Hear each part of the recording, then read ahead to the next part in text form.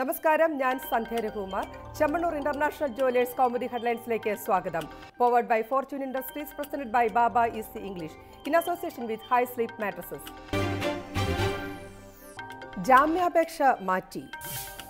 നടിയെ ആക്രമിച്ച കേസിൽ ദിലീപിന്റെ ജാമ്യാപേക്ഷ പരിഗണിക്കുന്നത് വ്യാഴാഴ്ചത്തേക്ക് മാറ്റി ഹൈക്കോടതി. നടപടി ജാമ്യ ഹർജി പരിഗണിക്കുന്നത് മാറ്റണമെന്ന പ്രോസിക്യൂഷൻ ആവശ്യം പരിഗണിച്ച് കേസ് പഠിക്കാൻ കൂടുതൽ സമയം വേണമെന്നും ആവശ്യം. അതിനിടെ കേസിൽ നടൻ മുകേഷിന്റെയും അൻവർ സാദത്ത് MLAയുടെയും മൊഴി രേഖപ്പെടുത്തി പോലീസ്. ദിലീപിനെതിരെയുള്ളത് പൾസർ സുനിയുടെ മൊഴി മാത്രമെന്ന പ്രതിഭാഗം. താരം അന്വേഷണവുമായി സഹകരിക്കുന്നുണ്ട്.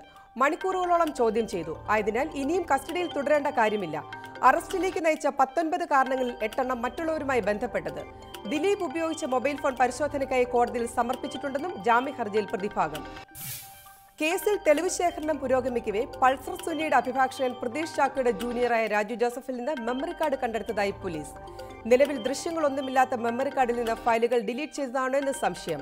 ഇക്കാര്യം വ്യക്തമാക്കാൻ ഫോറൻസിക് പരിശോധനയ്ക്കും നീക്കം. അയലത്ത് മാഞ്ഞ അപ്പുണ്ണി. ദിലീപിന്റെ മാനേജർ അപ്പുണ്ണിക്കായി അയൽ സംസ്ഥാനത്തും വലവിരിച്ച പോലീസ്. നടിയെ ആക്രമിക്കാനുള്ള ഗൂഢാലോചന സംബന്ധിച്ച് ഇയാൾക്ക് നിർണായക വിവരങ്ങൾ അറിയാമെന്ന നിഗമനത്തിൽ അന്വേഷണ സംഘം. അപ്പുണ്ണി ഒളിവിൽ പോയത് നടനോടൊപ്പം ഇയാളെയും ചോദ്യം ചെയ്യാനുള്ള പോലീസ് നീക്കത്തെ തുടർന്ന്. അപ്പുണ്ണിയുടെ മൊബൈൽ ഫോണുകൾ പരിശോധിച്ചാൽ ഗൂഢാലോചനയുടെ ചുരുളഴിയുമെന്ന് അന്വേഷണ സംഘത്തിന്റെ നിഗമനം. ഇയാൾ ഉപയോഗിച്ചിരുന്ന 4 മൊബൈൽ ഫോണുകളിൽ ഒന്ന് സ്ഥിരമായി ഉപയോഗിച്ചിരുന്നത് ദിലീപ് എന്ന് കണ്ടെത്തൽ. പണം ആവശ്യപ്പെട്ട പൾസർ സുനി വിളിച്ചത് ഈ നമ്പറിലേക്കെന്നും പോലീസ്. അതിനിടെ നടിയെ ആക്രമിക്കുന്ന ദൃശ്യങ്ങൾ പകർത്തിയ മൊബൈൽ ഫോൺ ദിലീപ് ഒരു സുഹൃത്ത് വഴി വിദേശത്തേക്ക് കടത്തിയെന്ന് റിപ്പോർട്ട്. ഫോണിനെ കുറിച്ച് ചോദ്യം ചെയ്യലിൽ നടൻ നൽകുന്നത് അവ്യക്തമായ വിവരങ്ങൾ. ഇതിലെ ദൃശ്യങ്ങൾ സാമൂഹ്യ മാധ്യമങ്ങളിൽ എത്തുന്നത് തടയാൻ ജാഗ്രതയുമായി സൈബർ പോലീസ്. പ്രതിരോധത്തിലും പ്രതീക്ഷയില്ല. ആരോഗ്യ മേഖലയെ പ്രതിസന്ധിയിലാക്കിയ നഴ്സുമാരുടെ സമരത്തെ നേരിടാൻ നഴ്സിംഗ് വിദ്യാർത്ഥികൾ ജോലിക്ക് കയറണമെന്ന കളക്ടറുടെ ഉത്തരവിൽ വ്യാപക പ്രതിഷേധം. നിർദ്ദേശത്തിനെതിരെ ക്ലാസ് ബഹിഷ്കരിച്ച മുദ്രാവാക്യങ്ങളുമായി പരിയാരം നഴ്സിംഗ് കോളേജ് വിദ്യാർത്ഥികൾ. സ്വകാര്യ ആശുപത്രികളിൽ ജോലിക്ക് പോകില്ലെന്നും ഉത്തരവിനെതിരെ ഹൈക്കോടതിയെ സമീപിക്കുമെന്നും പ്രതികരണം. ആശുപത്രി രജിസ്റ്ററിൽ പോലും പേരില്ലാത്ത വിദ്യാർത്ഥികളെ സേവനത്തിനായി ഉപയോഗിക്കുന്നത് നിയമവിരുദ്ധമെന്ന് ഇന്ത്യൻ നഴ്സസ് അസോസിയേഷൻ. മുൻ നിലപാടുകളിൽ ഉറച്ചു നിൽക്കുന്നു. മുഖ്യമന്ത്രി വ്യാഴാഴ്ച വിളിച്ചിരിക്കുന്ന സമവായ ചർച്ചയിൽ പ്രതീക്ഷയെന്ന് UNAയും തിരുവനന്തപുരത്തും കൊല്ലത്തും സമരം വേണ്ടെന്ന തീരുമാനവുമായി INAയും. സമവായ ചർച്ചയ്ക്ക് നഴ്സുമാർ തയ്യാറാകാത്ത സാഹചര്യത്തിൽ കണ്ണൂരിൽ നിരോധനാജ്ഞ. ക്രിമിനൽ നടപടിക്രമം 144 അനുസരിച്ചുള്ള കളക്ടറുടെ നടപടി.